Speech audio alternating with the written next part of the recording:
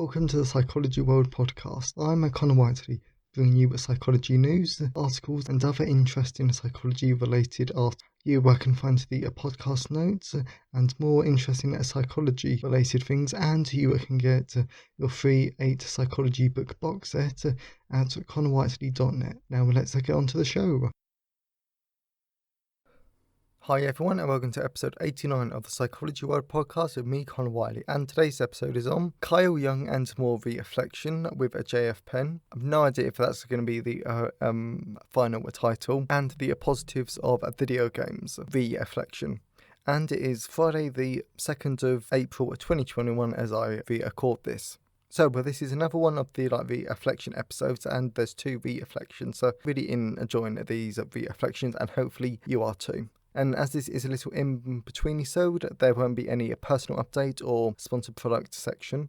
But the week that this goes out, there will biological psychology and the psychology of human relationships will also be released this week that it goes out. So both these books, I really, really loved these books. So they're really good, really easy to understand, and they go into a lot of great depth.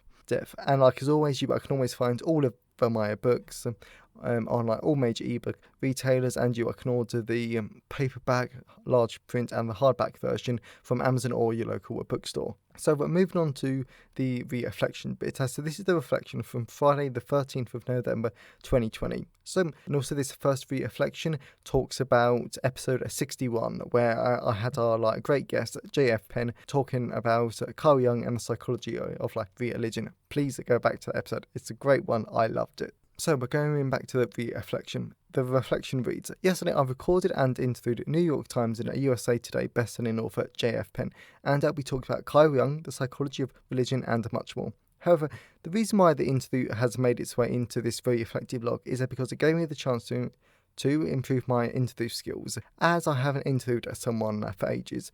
This is always useful since a clinical psychologist would be interviewing clients about their difficulties. Whilst I was very organised and the interview went great, I must confess I did stutter a lot in some sections. Now, I've never seen this as a problem per se, but this is a skill I need to work out in the future for my hopeful clinical psychology career. In addition, I want to reflect a particular part of the interview, and this bit I'm about to talk about, you've got to listen to. I really, really liked it, and you actually hear my impressed and how enthusiastic I am about this in the interview. So this is part of the interview where Joanna and I were discussing Carl Jung and his ideas about alchemy. This I love because he believed in short that people were base metals you could grow and develop into beautiful things. And this I really love because it's a great way to think about people. And as clinical psychologists, it's our jobs to not only help people fall in their personal difficulties, but to help them live a more fulfilled lives. And it's also our job to realise their full potential so we can help turn them from base metals into something beautiful and precious without making this sound like a self-improvement thing. As I was typing that up and I was thinking, yeah, that really does sound like some sort of self-improvement thing there. But I still think it's a really good point and something really interesting that is definitely worth thinking about. And yes, I stuttered a lot in that interview, and it did require a bit of editing from me, but that's how all of these podcasts go to some extent. But the funny bit that I don't think I mentioned when I actually did the podcast was that, yes, I stuttered in that interview quite a bit, but I edited it out. But the day after, when I was actually doing the personal update and the psychology news sections, I didn't stutter once, which I was just like, wow, why couldn't I have done this yesterday?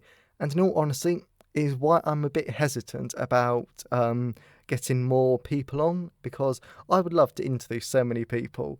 There are 2 psychologists I really do want to interview. But it's just sort of that fear about me stuttering, making myself look a fool, because I also want to make it the best it possibly can for all of you. So I don't know. That was really, really personal. But I don't know. Hopefully, though, you got something out of it, out of that little confession. Okay, so we're moving on to the other reflection, though, as this is from Saturday, the 21st of November, 2020. Wow, it's hard to believe that these were so long ago. As a quick entry into this reflective log, I wanted to talk about a new study I quickly spoke about on the psychology news section. And no, I don't remember off the top of my head which this episode came from. If you did want to go and listen to this, you'll be looking for the 23rd of November 2020. Okay, so back to the reflection. I read about a new study that found people playing video games for longer can increase well-being. Now, I fully admit this effect was small, but an effect is still an effect, and the methodology was a good. Definitely agree with it, and it was actually really clever, this methodology. Therefore, I wanted to discuss the findings in relationship clinical psychology, whether it be an individual, interpersonal or family level. Video games can cause a conflict for several reasons. Yes, one of these ideas is that the parents quite rightfully being concerned about the child's well-being in relation to gaming. Now, I'm going to keep this quite general and ignore the other factors here. However, this is still a source of a conflict within the family, and it does contribute to difficulties and other outcomes as outlined in systemic therapy. This is clinical psychologists or those who want to become clinical psychologists. We have to inform parents about the growing amount of research supporting playing video games and well-being, because also there's a social aspect to online gaming, and this is especially relevant during the second UK lockdown though. And even from personal experience, the social aspect of gaming is really important, and it's really nice, especially when you have friends that people don't approve of, and yeah, it's just difficult.